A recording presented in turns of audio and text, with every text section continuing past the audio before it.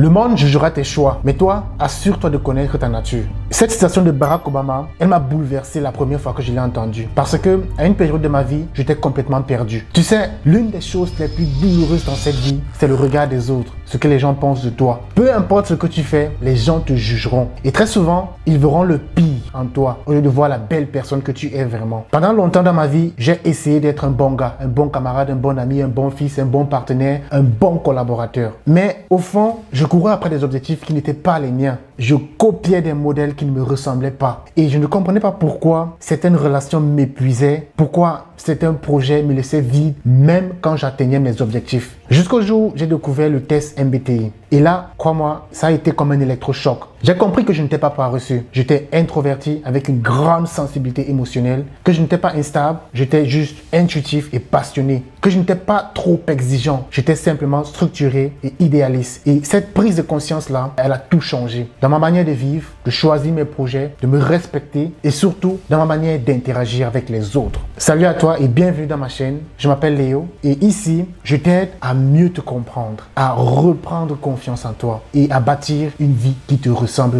vraiment. À travers mes vidéos sur le développement personnel, la motivation et la psychologie humaine, je vais t'inspirer, t'outiller, t'accompagner dans une vie plus alignée, plus profonde, plus vraie. Et aujourd'hui, je vais te montrer comment ta personnalité, ce que tu es au fond de toi, peut devenir ton meilleur atout dans ta carrière, dans tes relations, dans tes choix. Parce que quand tu sais qui tu es, tu vas plus loin, tu avances avec puissance, confiance en toi et tu n'as plus besoin de courir après la validation des autres. Alors, très rapidement, c'est quoi le test MBTI? Le MBTI ou Myers-Briggs Type Indicator est l'un des outils de connaissance de soi les plus utilisés au monde. Il a été développé à partir des travaux du célèbre psychanalyste Carl Jung, puis adapté par Elizabeth Bridge Meyer et sa mère Catherine Bridge. L'objectif était simple, aider chacun à mieux se comprendre et à mieux vivre, mieux travailler, mieux aimer. Contrairement à ce que l'on croit, le MBTI n'est pas là pour te mettre dans une case. Non, c'est une boussole intérieure, une carte de lecture du fonctionnement mental, émotionnel et social. Il t'aide à comprendre pourquoi tu réagis comme ça dans certaines situations, pourquoi tu te sens bien dans certains environnements et mal dans d'autres, pourquoi tu te sens épuisé après certaines interactions ou projets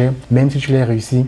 Se connaître, ce n'est pas se limiter, c'est se libérer, aimer ses airs. Et pour cela, le MBTI repose sur 4 axes fondamentaux. Imagine, tu portes depuis toujours des lunettes invisibles. Le MBTI, c'est ce miroir-là qui te les révèle pour la première fois. Et tu comprends enfin pourquoi tu vois le monde comme tu le vois. Essayons maintenant très rapidement de comparer tout ça pour que tu comprennes encore plus. On distingue les personnes extraverties, les personnes E, et les personnes introverties, les personnes I. La grande particularité entre les deux repose sur la façon dont tu recharges ton énergie. Tu es extraverti si tu te nourris du contact humain, des échanges, de l'action, de la foule. Tu es introverti si tu te régénères plutôt dans le calme, la solitude, l'intériorité. Par exemple, après une longue journée, si tu préfères appeler les gens pour sortir, tu es forcément extraverti. Mais si au contraire, tu veux juste t'isoler, écouter de la musique et rester seul chez toi, alors tu es peut-être introverti. Mais attention, l'un n'est pas meilleur que l'autre. Ce sont simplement deux manières différentes de gérer ton énergie. Le problème, c'est que on valorise souvent les extravertis dans notre société et on fait croire aux introvertis qu'ils sont trop calmes, trop fermés, voire même parfois bizarres. Mais en réalité, leur puissance est intérieure. Être seul ne veut pas dire être vide. Parfois même, c'est là qu'on est le plus rempli.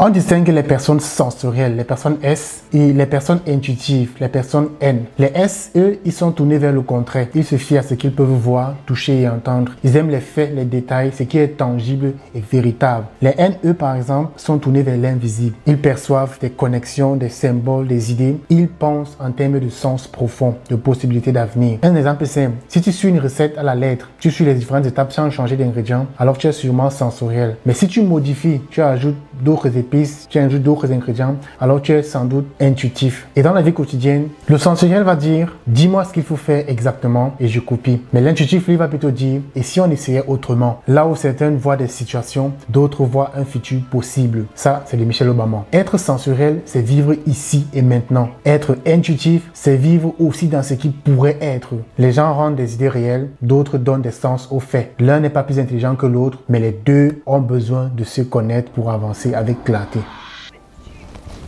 Ensuite, on a les pensées, les personnes T et les personnes sentiments, les personnes F. Les personnes pensées basent leurs décisions sur la logique, la justice, l'efficacité. Elles veulent comprendre ce qui est cohérent, rationnel, structuré. Les personnes sentiments F prennent leurs décisions en fonction de leurs valeurs, de leurs émotions et de l'impact que cela aura sur les autres. Exemple, une personne T dira qu'est-ce qui est juste et efficace. Or, une personne F dira qu'est-ce qui est juste pour tout le monde, humainement parlant. Les personnes pensées sont très souvent perçues comme froides, mais en réalité, elles cherchent la clarté. Les personnes sentiments, elles sont parfois jugées trop sensibles, alors qu'elles ont une force incroyable, l'intelligence émotionnelle.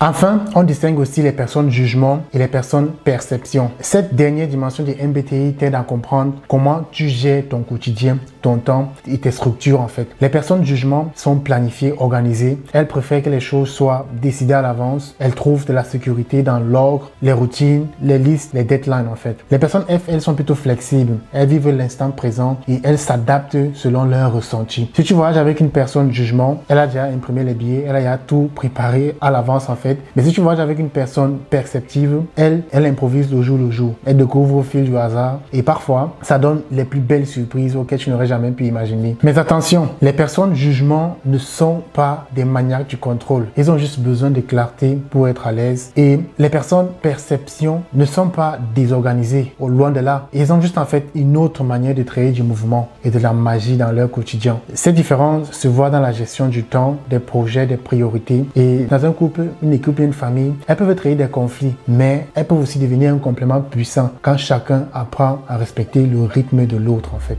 Maintenant que tu connais les 4 axes du MBTI et les 16 types qui en découlent, parlons de ce que ça change dans ta vie concrète. Et la vérité, en fait, c'est que ta personnalité influence directement ta manière de réussir. Parce qu'en fait, le succès, ce n'est pas juste une question de motivation, de discipline. C'est une question d'alignement entre qui tu es, ce que tu fais, dans quel environnement tu évolues et ce que tu aimerais accomplir. Le succès, ce n'est pas devenir quelqu'un d'autre, devenir pleinement soi, en fait. Chaque type MBTI a sa propre définition de la réussite. Certains types cherchent l'impact, la reconnaissance, le pouvoir, mais d'autres veulent plutôt la paix, l'équilibre, la liberté, la création ou bien la contribution. Et c'est pour ça que se comparer en fait, c'est inutile, ça ne sert absolument à rien. Tu es peut-être en train de te juger, de ne pas peut-être travailler plus que tous les autres entrepreneurs sur Instagram, quoi qu'il en soit d'autre, mais ton succès à toi, c'est peut-être de prendre du temps pour ta famille, de créer un projet artistique ou bien d'avoir une idée simple et profonde, une connexion profonde avec une personne. Tu n'as pas besoin d'adopter l'ambition, le rythme des autres. Tu as besoin de découvrir ta manière naturelle de réussir. Quelques exemples puissants par exemple. Un commandant est né pour diriger. Il voit une vision et il la construit. Un peu comme Nelson Mandela ou Steve Jobs. Il réussit par la structure, la stratégie, le leadership. Le médiateur, lui par exemple, lui il réussit dans les environnements où il peut exprimer sa créativité, défendre les causes ou bien aider les autres. L'inspecteur, lui,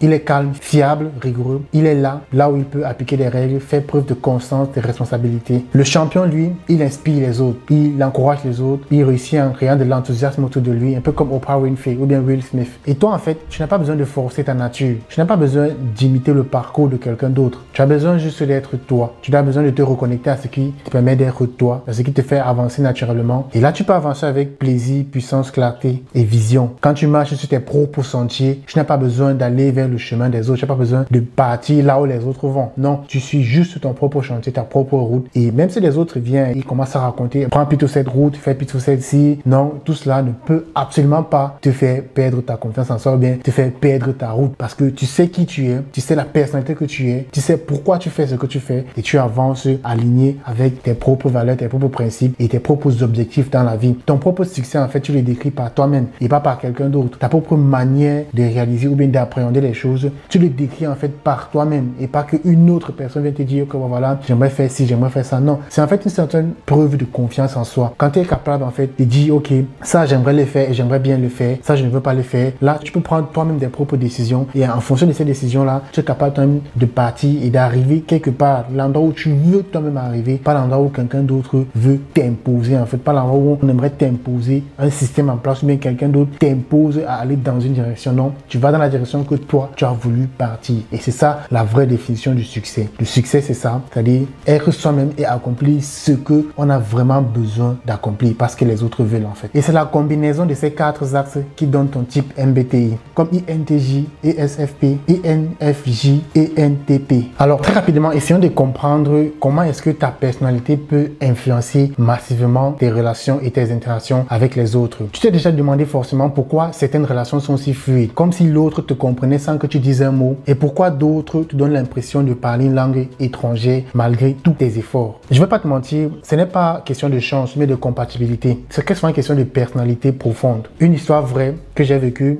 très récemment d'ailleurs. Je me souviens d'un ami très proche, Donald, avec lequel on s'entendait très bien jusqu'au jour où on a travaillé ensemble sur un projet. Moi, je suis dans le feeling, dans l'inspiration, la spontanéité. Je suis quelqu'un d'assez flexible, mais lui, il avait besoin de structure, de planification, de clarté. Résultat, on se prenait la tête tous les 2 jours. Pas parce qu'on ne s'aimait pas, mais parce que nos fonctionnements internes étaient opposés. Un jour, je suis tombé sur son type MBTI et j'ai regardé le mien et là, j'ai tout compris en fait. C'était pas question de mauvaise volonté, c'était une question de câblage mental. Tu ne communiques pas comme tu penses, tu communiques comme tu es. Quelques exemples puissants à connaître. Un ESFJ, une personne soignante, capte les émotions des autres, il cherche l'harmonie et veut que tout le monde aille bien. Face à un NTP, un débatteur, une personne curieuse, provocateur d'idées, il peut se sentir bousculé émotionnellement, voire même parfois blessé. Une personne profonde et introspective ressent tout très fort, mais a besoin de temps fort pour se ressourcer. Une autre personne, par exemple, un ESTP, a besoin de mouvements, d'adrénaline, de nouveautés. Quand les deux vivent ensemble, sans en parler, ça peut vraiment être explosif ou bien extraordinaire si chacun respecte l'espace de l'autre. Un ISTP, une personne autonome, logique et réservée, peut avoir du mal à exprimer ses émotions et ça peut un peu frustrer. Un ENFP, une personne expressive, chaleureuse, qui a besoin de mots, de gestes,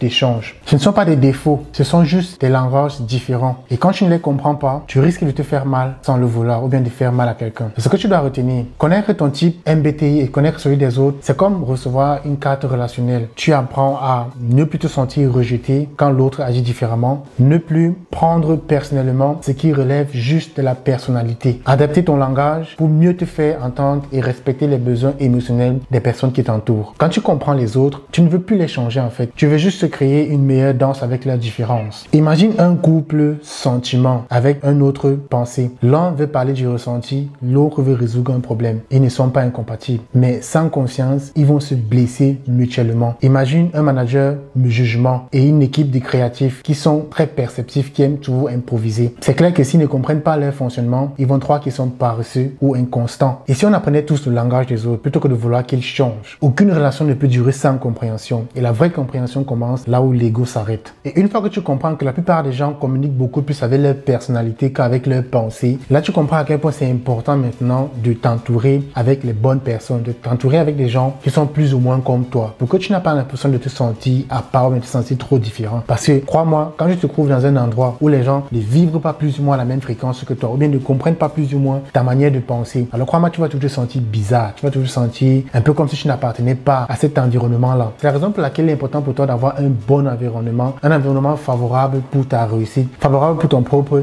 développement personnel.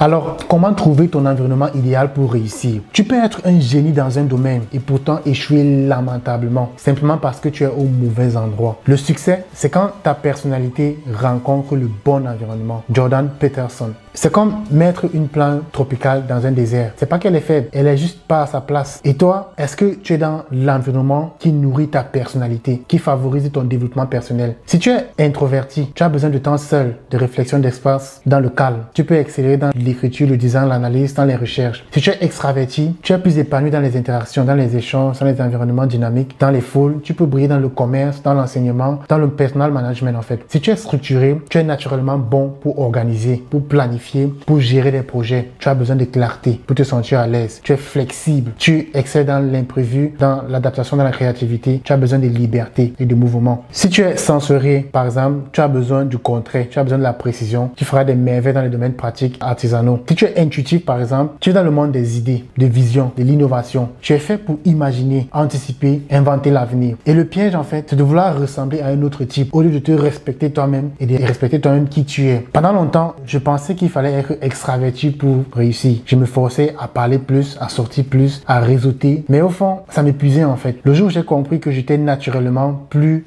introspectif, orienté vers la valeur, les idées, la profondeur, j'ai arrêté de vouloir ressembler à un autre. Et c'est là que tout a changé. Ce n'est pas en imitant les autres que l'on réussit, c'est en devenant soi-même pleinement, c'est-à-dire être toi-même en fait. L'objectif en fait de cette partie, c'est que tu trouves ton environnement naturel, ton rythme, ta zone de génie et tu essaies de façonner ta vie autour de ta vraie nature. Parce qu'en fait, le succès durable, ce n'est pas de briller pour impressionner, mais c'est de briller par cohérence avec soi-même. Alors, connaître ton type MBTI, c'est pas te limiter, c'est te libérer. C'est comme si tu avais enfin le plan de ton propre fonctionnement. Tu comprends enfin pourquoi tu réagis comme ça, pourquoi certaines situations te fatiguent, pourquoi d'autres te nourrissent profondément. Tu comprends mieux comment tu aimes, comment tu communiques, comment tu réussis. Et c'est là que tout change. C'est pas la force, mais la connaissance de soi qui conduit au succès. Alors maintenant, pose-toi cette question. Es-tu en train de vivre en cohérence avec qui tu es? Ou bien est-ce que tu es encore en train de correspondre à ce que les autres attendent de toi? Voilà ce que moi je t'invite à faire. 1. Fais ton test MBTI. Si ce n'est pas encore fait, je te mets le lien dans la description. Écris ton type MBTI en commentaire. Et 3. Partage cette vidéo à un proche, à une personne qui a besoin de se comprendre. Et surtout, abonne-toi parce qu'ici, on parle de succès, on parle de relations et surtout, on parle de toi. Parce que le vrai succès, ce n'est pas de faire plus, mais c'est devenir plus toi-même. Et ça, c'est déjà un acte révolutionnaire. Si tu remarques bien dans l'histoire, la plupart des personnes qui ont réussi à faire un grand changement, ces personnes-là, en fait, ils ont été pleinement eux-mêmes. Barack Obama a été pleinement lui-même. Nelson Mandela a été pleinement lui-même. Martin Luther King a été pleinement lui-même. La plupart des personnes que tu verras dans ton entourage aujourd'hui sont des personnes qui sont pleinement eux-mêmes. Les stars sont pleinement eux-mêmes. Maître Gims, par exemple. Ces personnes-là, ces acteurs qu'on aime bien là, toutes ces personnes qui font des choses extraordinaires là, ils sont pleinement eux-mêmes. Will Smith est pleinement lui-même. Je pense qu'actuellement sur la Terre, il y a difficilement deux personnes qui peuvent être comme Will Smith. Il y a difficilement. C'est-à-dire, c'est l'acteur des acteurs en fait. C'est pour cela que avoir un succès, ce n'est pas toujours devenir ce que les autres attendent de toi. Réussir dans la vie, c'est devenir ce que tu veux toi-même devenir. C'est devenir pleinement toi. C'est devenir pleinement cette personne-là qui est focus sur ce qu'elle aimerait réaliser. Alors, si je ne l'ai pas encore déjà fait, si tu ne me suis pas encore sur cette chaîne YouTube ou bien dans une autre plateforme, fais-le très rapidement. C'est toujours un plaisir de faire ces vidéos. Prends soin de toi et surtout on se dit à la prochaine vidéo. D'ici là, porte-toi bien. Ciao.